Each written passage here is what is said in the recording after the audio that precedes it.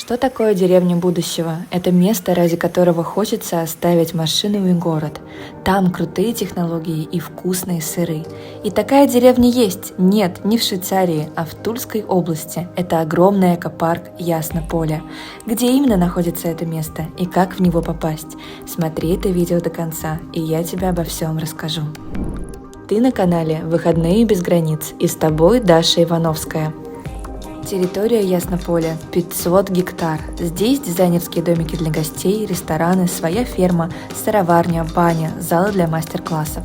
В садах и теплицах растут фрукты и овощи, рядом с арт-объектами, где сбываются желания. Здесь тебя всегда будет окружать море зелени и цветов, а гостям еще предложат переночевать над ульем с пчелами. Кажется, конечно, что я в сауне, и, судя по настилу, так можно подумать.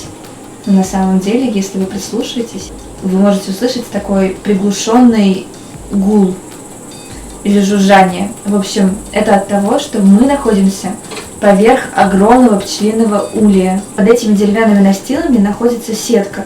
То есть вот я ее даже тут вижу. Весь мед, который находится в ульях пчел, прямо под нами, он отдает аромат этому месту.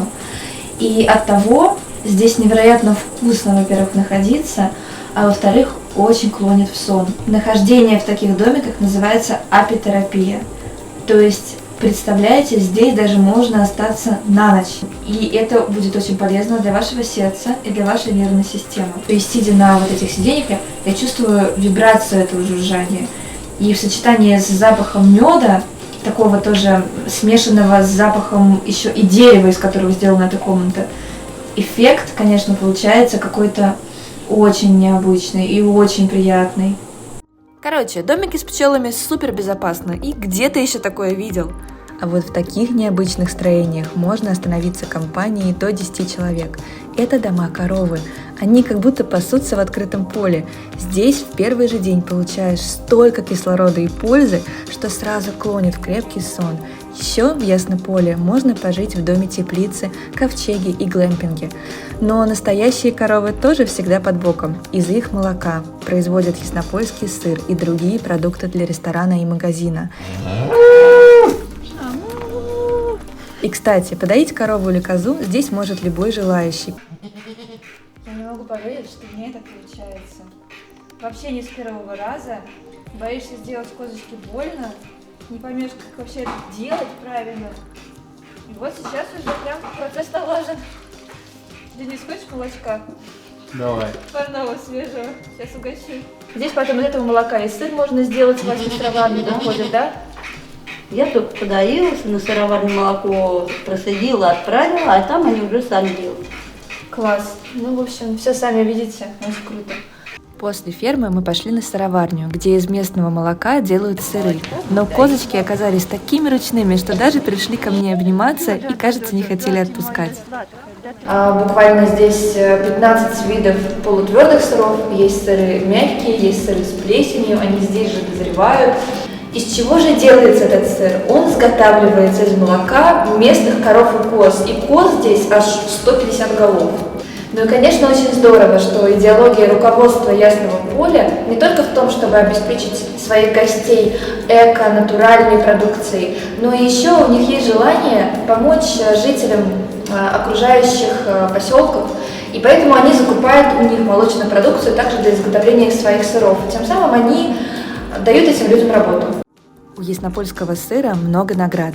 Здесь его можно попробовать в ресторане «Теплица» и в ресторане над сыроварней, а еще прикупить домой как сувенир. Вообще в Яснополе всегда есть чем заняться. Детям точно понравится игровая арт-площадка. Взрослых порадуют арт-объекты. Можно послушать лекции о заботе об окружающей среде, самостоятельно приготовить сыр и посуду, научиться верховой езде, присмотреться к звездам, арендовать просторный зал для конференций или за чем-нибудь еще. Это место для отдыха, работы, развития и просто настоящей жизни на земле. Вся еда здесь выращена и произведена в Яснополе, а воздух совершенно чистый. Есть пруд и речка. Здесь находишь гармонию с собой и по-настоящему восстанавливаешь силы. Живая деревня – это место, куда всем хочется вернуться из города.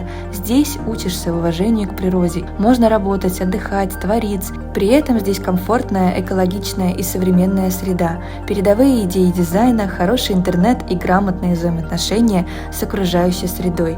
И, кстати, здесь выращивают даже травы для лекарств. И в целом, каждый сезон раскрывает Яснополе по-особенному.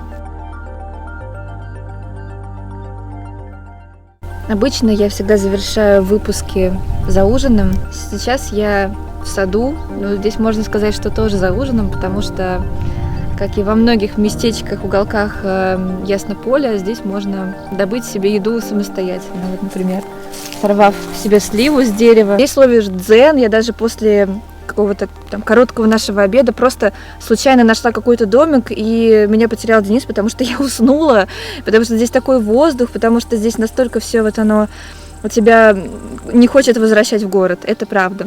Итак, как же попасть в Яснополе? Точка отсчета – Москва. На машине можно доехать за 3 часа, или на поезде за 2,5 до Тулы, а затем еще за 1 час 40 минут на такси от вокзала до экопарка. Билет на поезд можно купить уже за 500 рублей. Такси будет стоить 1000 в одну сторону пути. Арендовать домик в Яснополе можно за 4000 рублей за двоих. Трехразовое питание здесь обойдется в 1600 рублей с человека. Привезти 300 грамм сыра – это еще 450 рублей, а сделать его самостоятельно – это еще 1200. Приятно, что наслаждаться всей гигантской территорией парка можно бесплатно. Вообще, думаю, что многие все же доедут до Яснополя на машине, поэтому уже за 7000 рублей можно провести здесь 1 день и 1 ночь. На этом все. В следующем выпуске я расскажу тебе про невероятный спа прямо на берегу моря, где жарко даже зимой. Подписывайся на канал, планируй свой крутой уикенд вместе с нами.